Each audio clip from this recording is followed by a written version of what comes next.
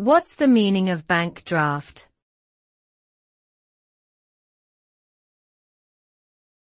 Bank draft.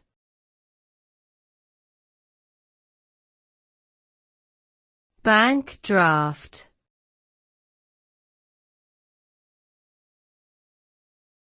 Bank draft.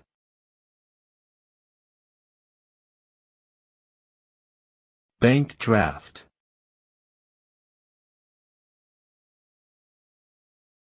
A bank draft is a payment instrument, also known as a banker's draft or cashier's check, that is issued by a bank on behalf of a payer.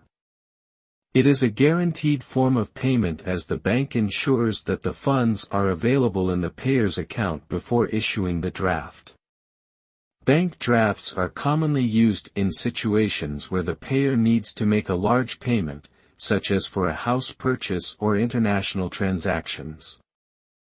They are also useful for transactions where the recipient does not want to accept a personal check from the payer due to the risk of insufficient funds.